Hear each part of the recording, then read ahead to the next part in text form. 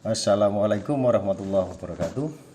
Selamat berjumpa kembali dengan Bisam Channel.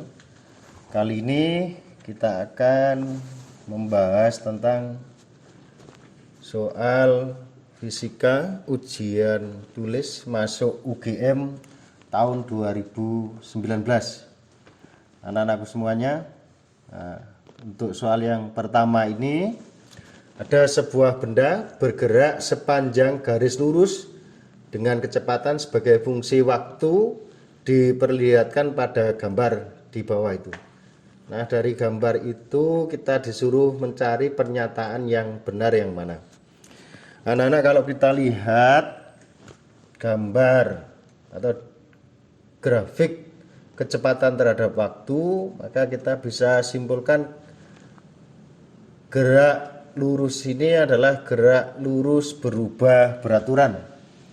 Dari mana tahunya? Karena kecepatannya berubah. Jadi dari 0 kemudian sampai ini 7 ya. Nah, terus kembali lagi nanti ke 0. Jadi kecepatannya berubah, itu sifat atau ciri dari gerak lurus berubah beraturan. Nah, ketika kita tahu diberikan grafik kecepatan terhadap waktu, maka kita bisa tahu yang pertama adalah percepatan dari benda itu. Maka kita bisa hitung untuk waktu antara T0 sampai dengan T waktunya 5 sekon, itu kita bisa hitung percepatannya. Di geraknya adalah gerak GLBB dipercepat. Nah, kalau dipercepat kita bisa menghitung percepatannya. Cukup kalian hitung tangan garis kemiringannya dari grafik itu, atau A itu delta V per delta T. Delta V nya 7, 0 sampai 7, delta T nya 5. Jadi kalau ketungnya 1,4 meter per sekon kuadrat, itu percepatannya. Kita juga bisa menghitung jarak yang ditempuh antara 0 sampai 5 tadi, yaitu cukup dihitung luas daerah yang di bawah grafik itu. Bentuknya segitiga, berarti nanti jaraknya sama dengan luas segitiga. Setengah, alasnya adalah 5, tingginya 7. Hasilnya adalah 7 kali 5 itu 35 dibagi 2 berarti berapa? 17,5 meter. Itu jarak yang ditempuh 0 sampai 5. Kemudian untuk waktu 5 sampai 7, untuk T 5 sekon sampai dengan 7 sekon, benda ini tidak lagi dipercepat tapi diperlambat.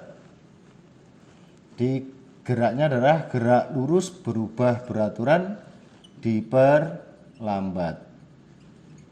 Kita bisa juga menghitung perlambatannya. A, karena perlambatan, min delta V per delta T. Delta V nya 7, delta T nya 5 sampai 7 itu 2, jadi min 3,5 meter per sekon kuadrat. Itu perlambatannya. Nah, jaraknya juga sama dengan tadi, kita bisa menghitung jaraknya antara 5 sampai 7 sekon. Jarak yang ditempuh tetap sama dengan luas daerah di bawahnya ini tadi, yaitu luas segitiga. Setengah kali alasnya 2, tingginya 7, jadi 7 meter itu jaraknya. Nah, anak-anak, dari pembahasan itu kita bisa pilih misalnya untuk A. Tepat setelah 5 sekon, 5 sekon berarti pas di sini puncaknya itu, arah gaya berlawanan dengan arah gerak benda. Dilihat setelah 5 sekon arah bendanya, benda itu mengalami perlambatan, berarti arah geraknya berlawanan dengan arah gerak benda. Ternyata jawabannya adalah yang A ini. Kalau yang B coba dicek. Tepat setelah 5 sekon kecepatan benda masih searah dengan kecepatan benda. Nah, jadi ini salah karena mengalami perlambatan, artinya gayanya berlawanan dengan arah gerak benda. Yang C, benda mengalami perlambatan 2,5 meter per sekon setelah 6 sekon. Lihat tadi perlambatannya berapa? 3,5 bukan 2,5. Jadi ini juga salah. D, jarak yang ditempuh oleh benda dari T0 sampai 5 35 meter, bukan 35 tapi 17,5. Ini juga salah.